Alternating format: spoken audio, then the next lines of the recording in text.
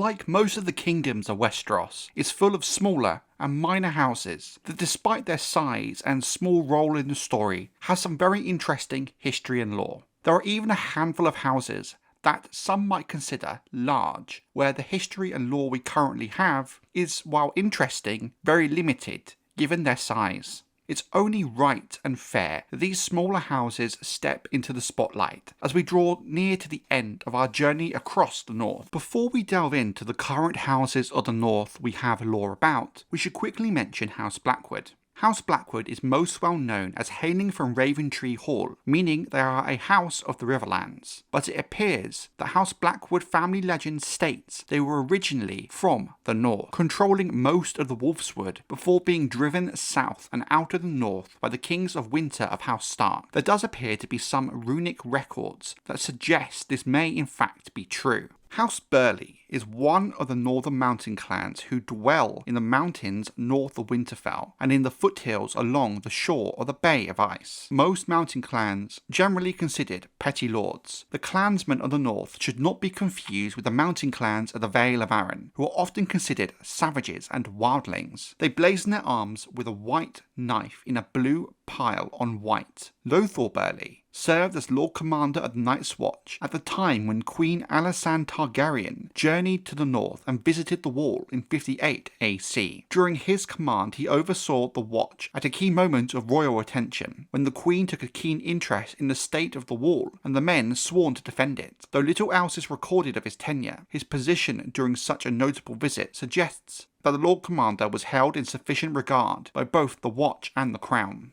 Bill Burley, by contrast, is remembered for his skill rather than his station. During the Dance of the Dragons, he was famed as the finest bowman in the service of Lord Benjicott Blackwood, whose forces fought for the Blacks. Bill Burley's prowess with a bow earned him recognition in the chronicles of the war, though no definitive record survives to confirm whether he's related to House Burley or merely shared the name. During the final days of the War of the Five Kings, House Burley found themselves in dire circumstances. While travelling towards the Twins to attend the wedding of Lord Edmure Tully, their forces were caught on the wrong side of the Trident. In the ensuing fight at the river's ford, they were set upon by Sir Gregor Clegane and his men. The attack proved devastating, and the Burleys suffered severe losses, their strength badly diminished, thanks to the mountain's brutal assault. House Harklay is one of the larger mountain clans in the hills north of the Wolfswood. Their shields are blazoned with 3 blue moons waxing, full, and waning, set on a white bend against a blue field. Ronald Harklay is a ranger of the Night's Watch and takes part in the great ranging beyond the wall, led by Jeor Mormont, sent to confront Mance Rayder and search for the missing Benjen Stark. After the defeat at the Fist of the First Men, Ronald is among the survivors who retreat to Craster's Keep. Following the death of Theon Smallwood, he assumes command of the remaining rangers. Later, King Stannis Baratheon journeys into the northern mountains, winning the support of the clans, including House Harklay, for his campaign to retake Winterfell. With their aid, he moves against Deepwood Motte and begins his march through the snow to Winterfell. House Liddle dwell in the high mountains north of the Wolfswood. The chief of their clan is traditionally known as the Liddle, though when at Winterfell he is accorded the style of Lord Liddle. Their arms are pale white and green, divided by a line of fir trees, with 3 brown pine cones on a white field. The words of House Liddle are not recorded in the history books. Bran Stark recalls the Liddles live in the high places during his journey north to the war with Hodor, Mira Reed, and Jojen Reed. Along the way, the group encounters a man of the mountain clans, whom Bran identifies as a Liddle by the pinecone-shaped clasp and gold and bronze fastenings on his cloak. The man shares his oatcakes, blood sausage, and ale with them, neither giving his name nor asking for theirs. Morgan Liddle later joins the host of King Stannis Baratheon and takes part in the fighting of Deepwood Motte. It is noted that after the battle, he apologises to Asha Greyjoy for swearing at her during the fight. House Norrey, again, like the Liddles, live in the high mountains north of the Wolfswood. Of the mountain clans, the Norreys live closest to the Gift, with the chief of the clan known as the Norrey. Like the Liddles, at Winterfell he is given the treatment of Lord Norrey. They blazon their banner with 6 green thistles over a yellow field. The Norreys have historically been friendly towards the Night's Watch. It suggested the Night King of legend could have been a Norrey, among many of the other possibilities. Lady Ara Norrey was the first wife of Lord Cregan Stark, who died prior to the Dance of the Dragons. The Norreys aided Cregan in hunting down the Free Folk raiders of Silas the Grim. Like House Burley, during the War of the Five Kings, they are trapped on the wrong side of the Trident and are attacked by the men of Gregor Clegane, losing many men in the process. During the Red Wedding itself, Lady Catelyn Stark sees Owen Norrey killed by a crossbow bolt. With the rest of the mountain clans, they swear themselves to King Stannis Baratheon. Lord Brandon Norrey travels to the Wall to meet with Lord Commander Jon Snow, while Brandon the Younger is part of Stannis' march on Winterfell. House Wull is the most powerful of the mountain clans. The Wulls inhabit the area west of the northern mountains along the Bay of Ice. The chief of the clan is simply known as the Wull, but again at Winterfell is given the treatment of Lord Wull, blazing their banner with 3 wooden buckets, brown on blue, with a border of grey and white checks. The Wulls hold great animosity towards the Iron Islands because of the historical Ironborn raiding along the Bay of Ice. A Theo Wull was one of the 6 companions of Lord Eddard Stark that fought with him during Robert's Rebellion. He was killed at the Tower of Joy in the Red Mountains of Dorne. Jon Snow tells King Stannis Baratheon that the Wulls have the most men out of the northern mountain clans, and that getting the clan chief Hugo Big Buckets Wull to join Stannis' army is paramount in the other mountain clans coming to his side. House Poole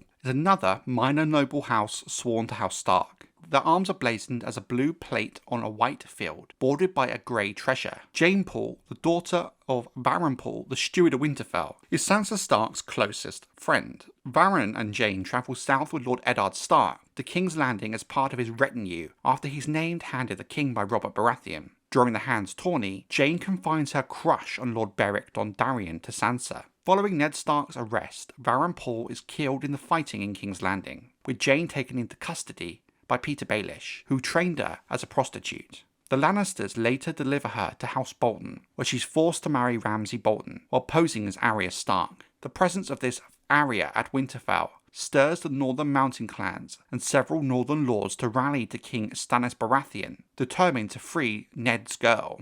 Ramsay's captive, Theon Greyjoy, reluctantly cooperates with Mance Rayder, who has been sent by Jon Snow to rescue the girl he believes is his sister. Theon ultimately succeeds in freeing Jeyne from Winterfell.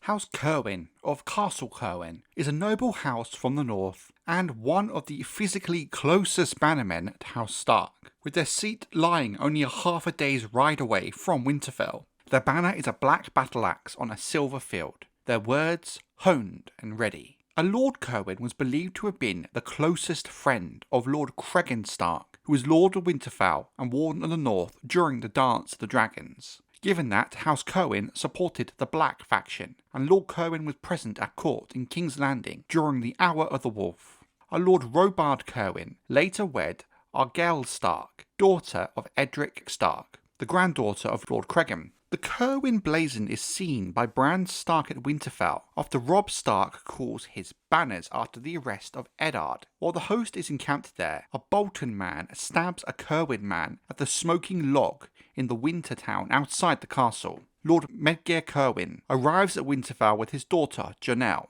who cooks for him and sits at his left-hand side during the march to Moat Cailin. Theon Greyjoy suspects that Medgar hopes to place Jonelle in Robb Stark's bed. When Robb Stark's army divides at the Twins, Medgar Cerwyn marches with Lord Roose Bolton's eastern host and takes part in the Battle of the Green Fork, where he's wounded and taken prisoner. At Harrenhal, Arya Stark, disguised as a peasant, learns about the captive Lord Cerwyn being held in a tower cell. She plans to reveal her identity to him, but Medgar dies of his wounds before she can do so. Arya later sees Silent Sisters carrying the body away, wrapped in silk bearing the Cerwyn battle-axe sigil. She also encounters Cerwyn men during the fall of Harrenhal. After Medgar's death, his son Cley Cerwyn becomes lord of the house. He brings 24 lancers to Winterfell for the Harvest Feast, where he dances with Beth Cassel. At that same feast, a Cerwyn knight mocks King Joffrey as Joffrey the Illborn.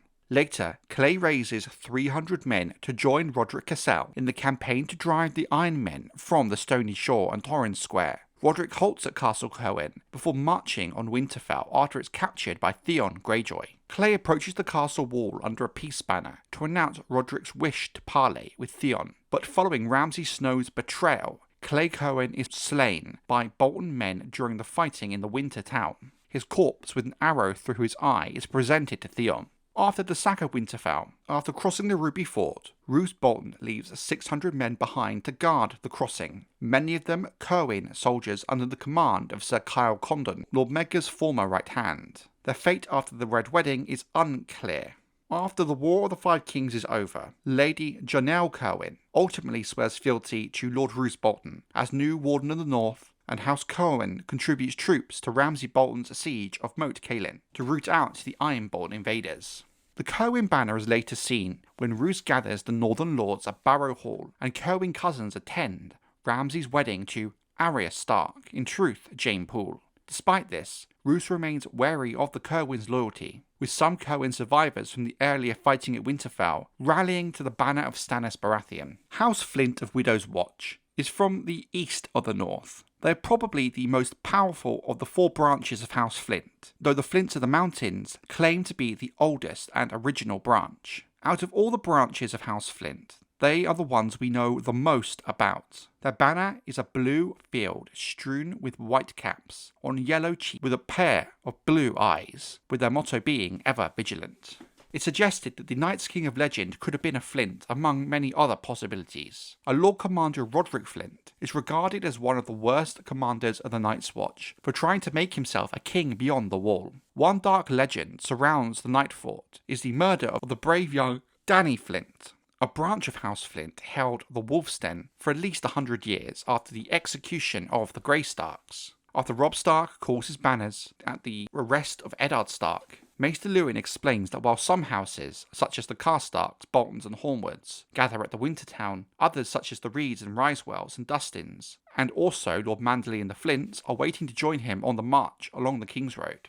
Robin Flint is one of the 30 noble sons to ride beside King Robb during the War of the Five Kings. He and Sir Wendell Manderley are among the oldest of the group. The Flints are reported to have some ties to House Hornwood through the female line, according to Maester Luwin, although he doesn't specify which branch exactly. Because of these ties, Luwin expects them to be one of several houses vying for the claim to House Hornwood's lands. The Flints of Widow's Watch excuse themselves for not attending the harvest feast at Winterfell, because Lady Lynesse Flint is heavy with child, and there is sickness at Widow's Watch. Robin Flint accompanies Lady Catelyn Stark on her voyage south to treat with Renly and Stannis Baratheon. When Theon Greyjoy studies the banners of the Northern Lords preparing to attack Winterfell through Maester Luwin's Myrish lens tube, he sees some of House Flint, though not as many as from the other houses. Robin Flint commands the rearguard of Robb Stark's march to the Twins for the wedding of Edmure Tully, and is later one of his bodyguards during the wedding feast, sitting near him with Small John Umber. During the Red Wedding itself, Robin is last seen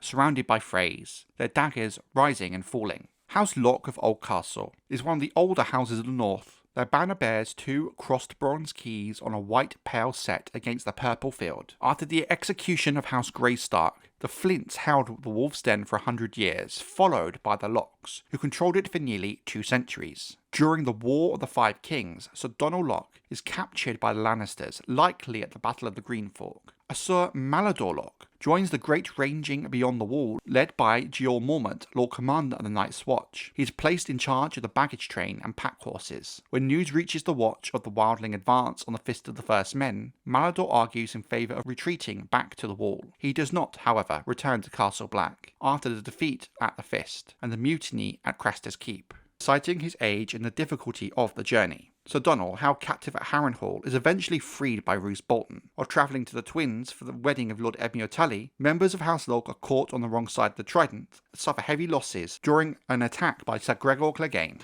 During the Red Wedding, Catelyn Stark witnesses Sir Donald's death by crossbow bolt. Later, when Roose Bolton brings Theon Greyjoy to Barrow Hall, the cross keys of House Locke are seen among the gathered banners. Lord Andrew follows Roose for the wedding of Ramsay to Arya Stark, though Lord Wyman Manderley believes the Locks of Oldcastle will ultimately take their guidance from him and not House Bolton. House Marsh is one of the minor northern noble houses. Their banner is 10 frogs, 4, 3, 2, 1, green on yellow. Bowen Marsh is the Lord Steward of the Night's Watch. Jeor Mormont, Lord Commander of the Night's Watch, named Bowen the Castellan of Castle Black when he leads the Great Ranging north of the Wall in search of Benjen Stark and Mance Rayder. Bowen names Wenton Stout as Castellan when he leaves Castle Black to investigate wildling incursions. Bowen wins the fight at the Bridge of Skulls at a heavy cost of life to the Night's Watch and is severely injured in the battle. With Jor being killed in the mutiny at Craster's Keep, Bowen puts his name forth during the choosing of the new Lord Commander.